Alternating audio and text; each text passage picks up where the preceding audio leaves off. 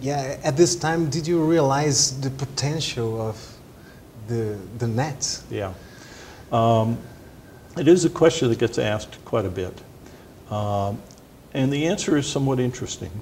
Because we were all working in advanced computer science laboratories, we already had some view of the future.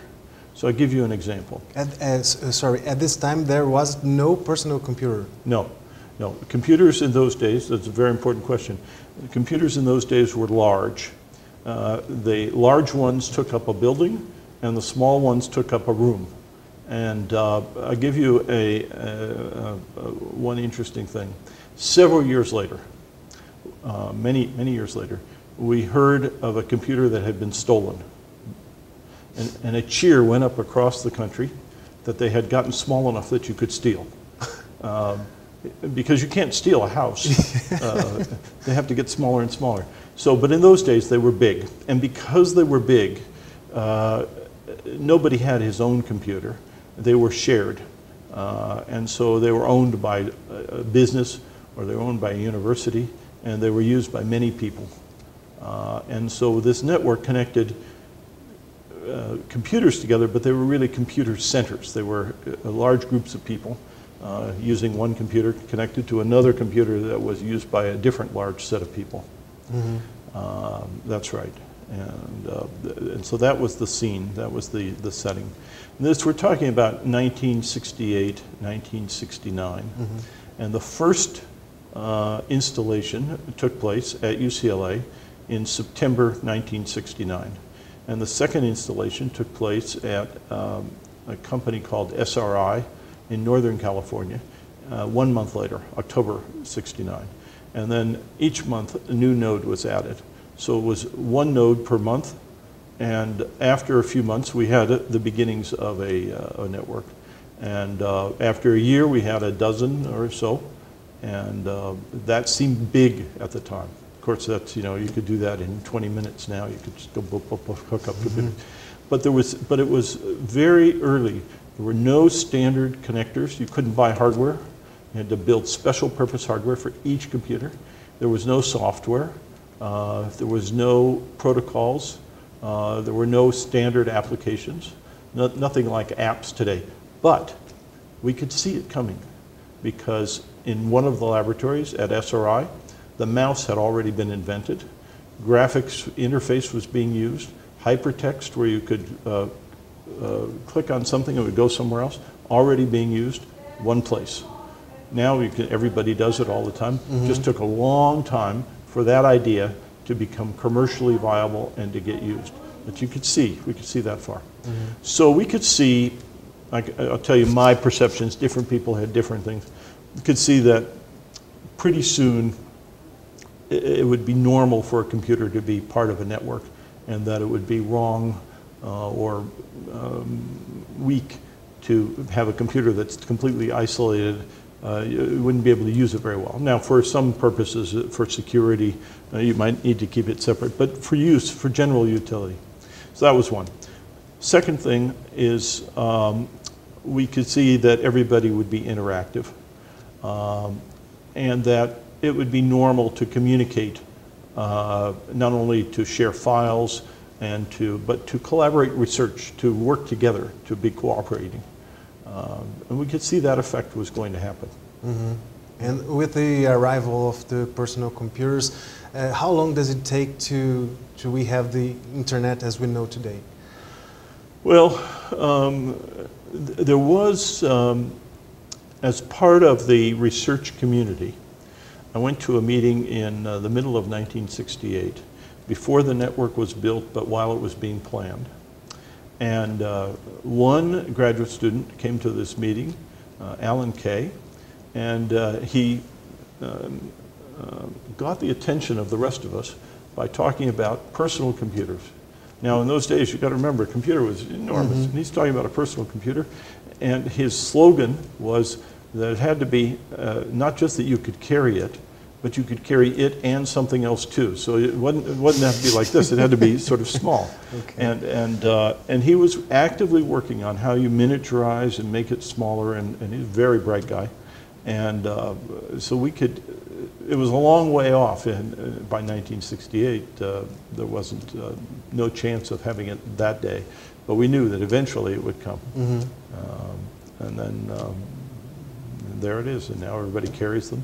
And in fact, they carry more than one. How many personal computers do you carry? You have a smartphone, and you have a laptop, and tablets and so forth.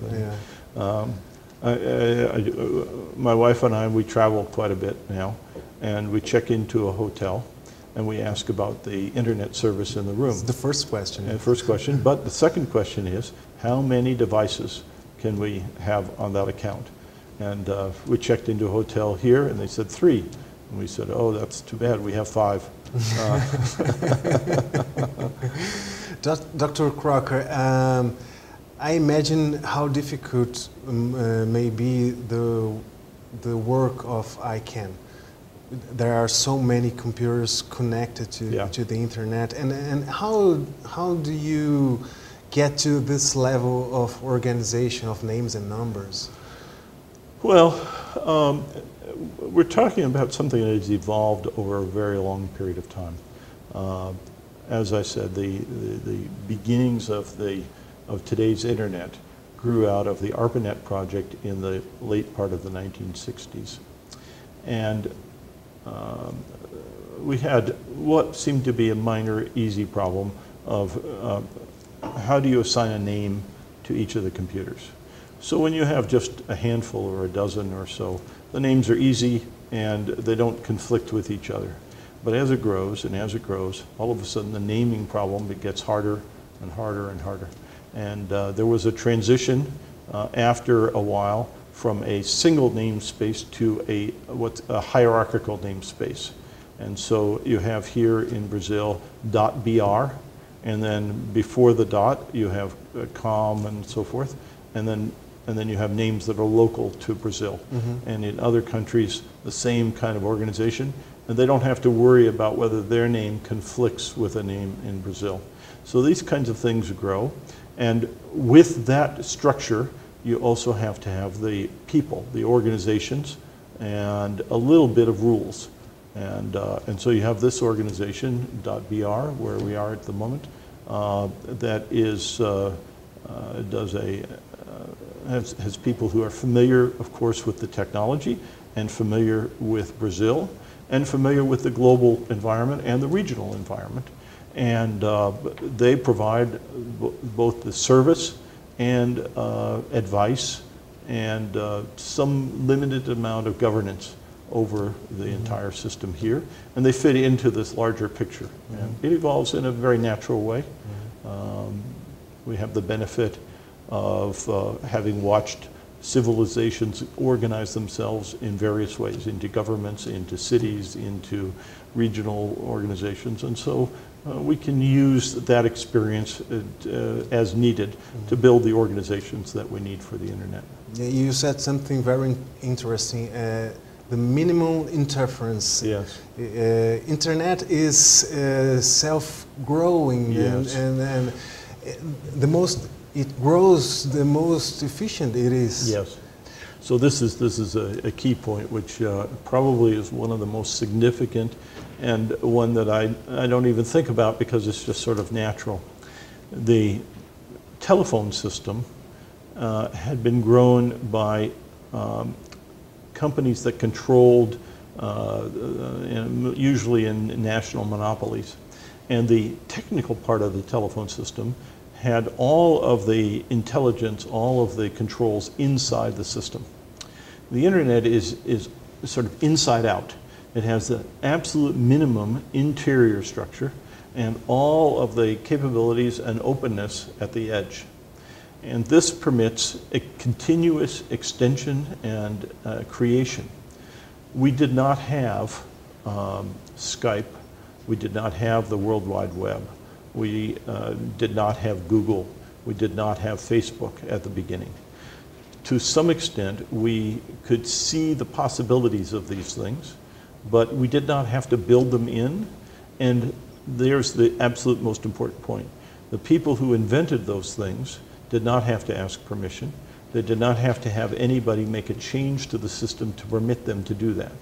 It was all they could, it was an open platform, and they could just build their part, and if it works, everybody would use it, and if it doesn't work, I mean, I mentioned famous things, Google, Facebook, so forth, Skype, that are big successes. For every one of those big successes, 1,000, 10,000 small things that were tried and didn't succeed so much, that's okay.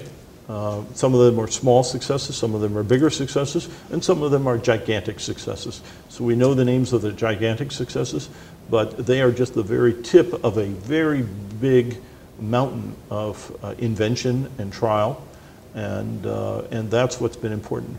So instead of having a single company, even a company that hires very smart people and has a laboratory and so forth, that is almost nothing compared to the amount of energy that comes from the outside. Na segunda parte dessa entrevista, o Dr. Crocker fala sobre os problemas da internet atual e faz suas previsões para o futuro. Então não perca, é no próximo sábado aqui no TJ Entrevista. A edição de hoje fica por aqui, uma boa noite para você e até segunda-feira.